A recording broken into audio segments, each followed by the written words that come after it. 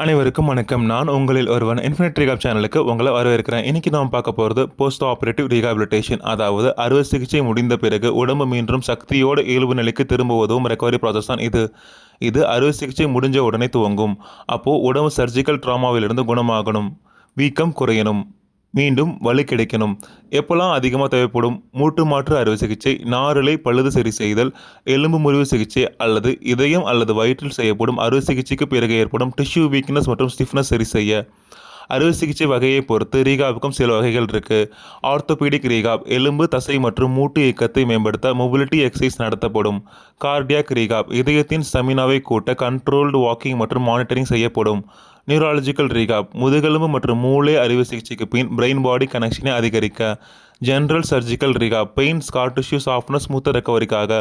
மேலாண்மை ஒரு team effort. Surgeon goal set பண்ணால் நர்சஸ் இன்ஃபெக்ஷன்களை கவனிப்பாங்க.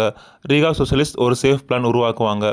ஆரம்பத்தில் RICE protocol rest, ice compression, elevation பயன்படுத்தி வலி மற்றும் வீக்கத்தை குறைப்பாங்க. அதுக்கு பிறகு தேவையான அளவில் மருந்து மற்றும் மாத்திரைகள், நியூட்ரிஷன் பூஸ்ட் எல்லாம் டாக்டர் அட்வைஸ்க்கு உட்பட்டு சேர்க்கப்படும். இயன்முறை மேலாண்மை மருத்துவமனையிலேயே தொடங்கும். நுரையீரல் பிரச்சனைகளை தவிர்க்க நிதானமான மூச்சு பயிற்சி. பிளட் கிளாட்ஸ் அல்லது பெட் சோர்ஸ் வராமல் தடுக்க பெட் மொபிலிட்டி. இரத்த ஓட்டத்தை சீராக வைக்க தசை இயக்க பயிற்சி. பிறகு வீட்டிலோ கிளினிக்கிலோ ஸ்ட்ரெச்சிங் மூலம் டைட் ஸ்கார்ஸ் லூசன் பண்ணணும். தசைகள் வலுவாக்க ஸ்ட்ரென்தனிங் எக்ஸசைஸ் பயன்படுத்தலாம். ஃபால்ஸ் ப்ரிவென்ட் பண்ண பேலன்ஸ் ட்ரெயினிங், வாப்லி சர்ஃபேஸில் ப்ராக்டிஸ் பண்ணணும். உடைமாற்றுதல், படியேறுதல் போன்ற தினசரி வேலைகளை எளிதாக செய்யக்கூடிய பயிற்சிகள்.